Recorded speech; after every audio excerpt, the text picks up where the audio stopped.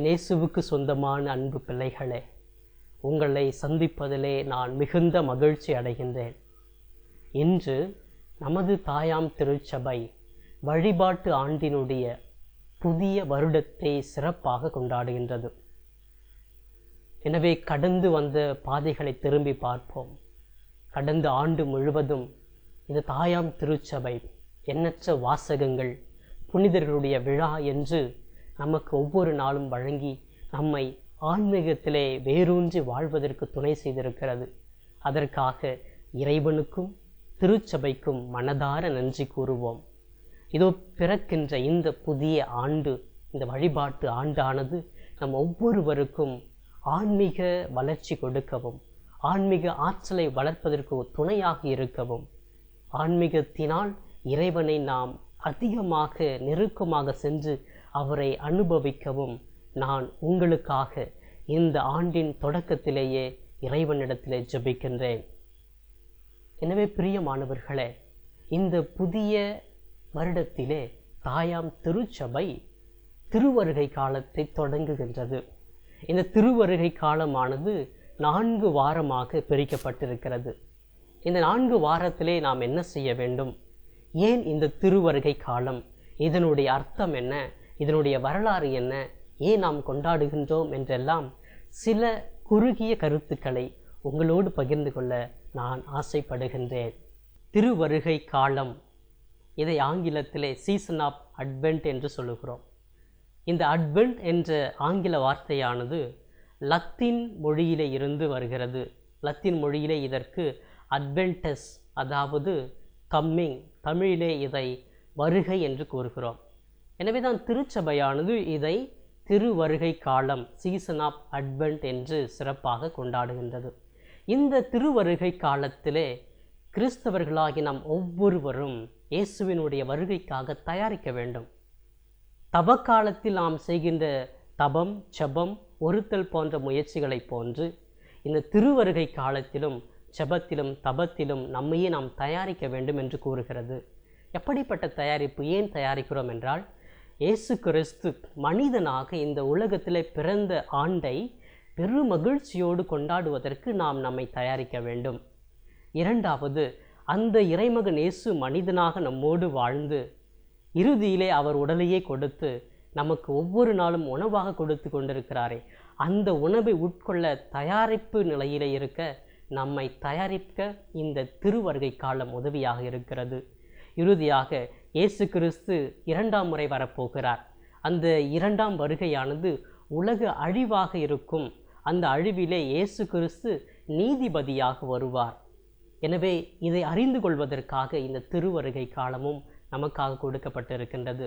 இந்த திருவருகை காலமானது இயேசு பிறப்பு விழாவுக்கு முன்னதாக வருகிற 4 வாரங்கள் சிறப்பாக கொண்டாட வேண்டும் என்று திருச்சபை விரும்புகின்றது. திருவருகை காலத்தினுடைய தோற்றம் எப்பொழுது தோன்றியது? வரலாற்றை நாம் திருப்பி பார்க்கின்ற பொழுது சரியான ஆண்டு குறிப்பிடப்படவில்லை. ஆனால் நமக்கு ஒரு உண்மை புரிகிறது. ஏறக்குரிய 4ஆவது நூற்றாண்டு இறுதியிலே கிறிஸ்து பிறப்பு விழாவை சிறப்பாக கொண்டாடினார்கள்.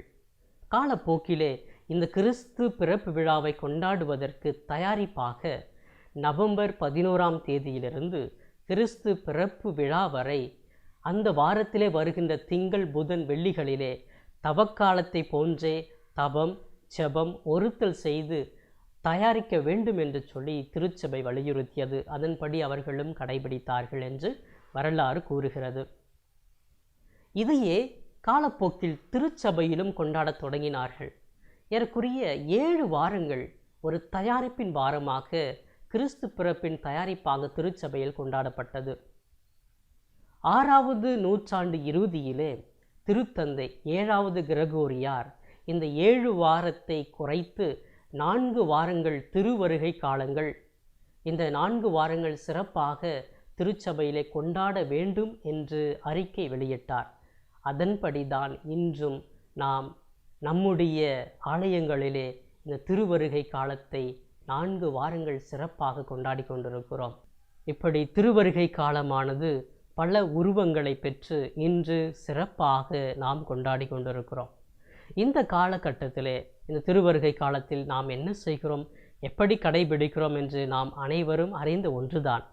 இருந்தாலும் ஒரு சில உண்மைகளை பகிர்ந்து கொள்ள ஆசைப்படுகிறேன்.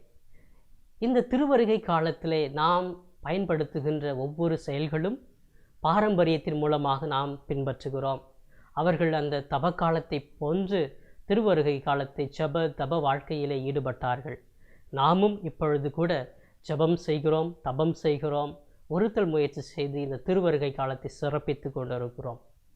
பல இடங்களிலே மொழிக்கு ஏற்றாற் போன்று, இடத்திற்கு ஏற்றாற் போன்று, சமுதாயத்திற்கு ஏற்றாற் போன்று மாறுபட்டு பல வித்தியாசமாக இந்த திருவருகை காலத்தை கொண்டாடுகிறார்கள். பல இடங்களிலே கிறிஸ்மஸ் ரீத் என்று சொல்லுவார்கள். அதை செய்து அதிலே 4 மெழுகு திரிகள் வைத்து இந்த திருவருகை காலத்தில் வருகிற ஒவ்வொரு ஞாயிறும் ஒரு மெழுகு திரி ஏற்றி குடும்பத்தார் அனைவரும் ஜெபித்து தங்களை தயார்படுத்துவார்கள். இது குடும்பங்களில் மட்டும் கிடையாது, சில ஆலயங்களில் கூட இந்த ரீத் முறை பயன்படுத்தப்படுகிறது. இதன் நினைவாக ஒவ்வொரு மெழுகுத்திரியை ஏற்றி ஜெபிக்கின்ற பொழுது அவர்கள் இறைவனை நினைவு கூறுகிறார்கள். இறைவன் நம்மோடு இருக்கப் போகிறார், நமக்காக வரப்போகிறார், அவர் அழியாதவர், என்றும் இருப்பவர் என்பதை நினைவுபடுத்துவதற்காக இந்த ரீத் முறையை பயன்படுத்துகிறோம். இன்னும் சில இடங்களிலே ஜெஸ்ஸே ட்ரீ என்று சொல்லக்கூடிய மரத்தை அலங்கரித்து குழந்தைகள் எல்லாம் இதை பார்க்கின்ற பொழுது அவர்களும் இந்த கிறிஸ்து பிறப்பிற்காக தங்களை தயாரிக்க வேண்டும் என்று நினைவூட்டுவதற்காக இந்த மரங்கள் அலங்கரிக்கப்பட்டு விழா கொண்டாடப்படுகிறது. இன்னும் பல இடங்களிலே திருவருகை காலத்தினுடைய கேலண்டர்ஸ் மற்றும் வாழ்த்து அட்டைகளை கொடுத்து இந்த விழாவை சிறப்பாக கொண்டாடி கொண்டிருக்கிறார்கள்.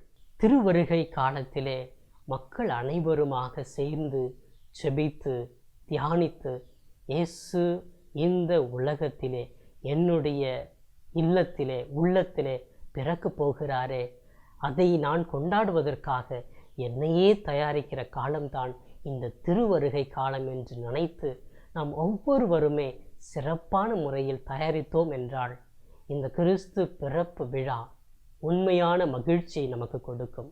அன்று இளையர்கள் கண்ட பெரு மகிழ்ச்சியை போன்று நாமும் நமது தனிப்பட்ட வாழ்விலும் குடும்பத்திலும் உண்மையாக உணர்ந்து மகிழ்ந்திருப்போம்.